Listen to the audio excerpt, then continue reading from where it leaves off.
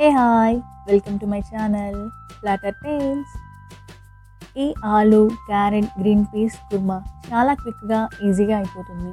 కుక్కర్లో చేసే వాళ్ళకి ఇంకా త్వరగా అయిపోతుంది. ఈ కర్రీ కోసం ముందుగా కొన్ని గ్రీన్ పీస్, ఒక క్యారెట్, ఒక ఆలు, 2 టేబుల్ స్పూన్స్ ఫ్రైడ్ పీనట్, అలానే ఒక చిన్న ఆనియన్, మీడియం సైజ్ టొమాటో తీసుకున్నాను.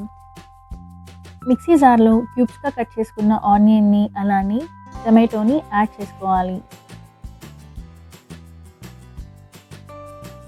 ఫ్రై చేసుకున్న పీనట్స్, అలానే కొంచెం salt, coriander powder 2 table spoons, Kashmiri red chilli powder 2 table spoons,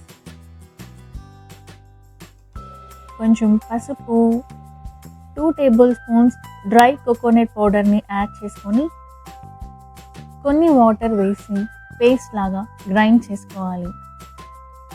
మన మసాలా పేస్ట్ రెడీ అయిందండి. ఇప్పుడు ఒక వెజల్లో కొంచెం ఆయిల్ వేసి, ఆయిల్ బాగా హీట్ అయ్యాక 2 టేబుల్ స్పూన్స్ జింజర్ గార్లిక్ పేస్ట్ని వేసి బాగా ఫ్రై చేయాలి.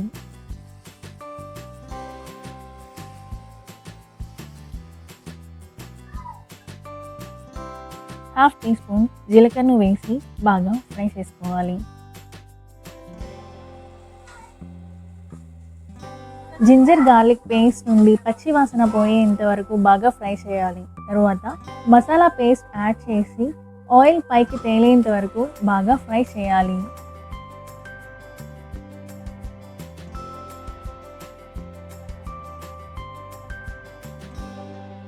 మసాలా మాడకుండా బాగా కదుపుతూ ఉండాలి.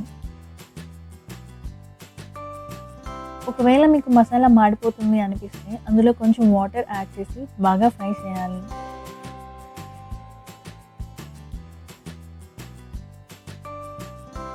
ఈ మసాలా పేస్ట్ అంతా దగ్గరికి వచ్చాక ఇప్పుడు వెజ్జెస్ని యాడ్ చేసుకుందాము.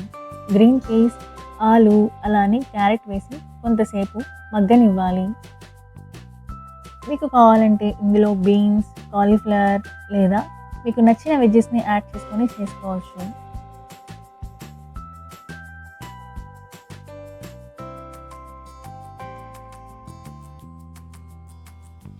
ఈ వెజిటేబుల్స్ కుక్ అవ్వడానికి ఇందులోకి కొన్ని వాటర్ యాడ్ చేయాలి. నేను 1.5 గ్లాస్ వాటర్ యాడ్ చేశాను.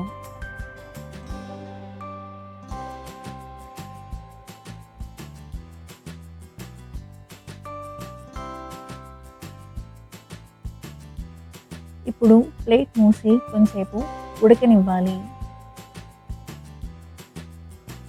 ఈ వెజ్జీస్ అన్నీ బాగా ఉడికిపోయాక కర్రీ థిక్నెస్ని చూసుకొని మీకు నచ్చినట్లు వాటర్ని అడ్జస్ట్ చేసుకోండి. లాస్ట్లో కొంచెం కొత్తిమీర వేసుకొని ఉప్పు కారం చూసుకొని స్టవ్ ఆఫ్ చేసుకొని సర్వ్ చేసుకుంటే మన కర్రీ అయిపోయినట్టే.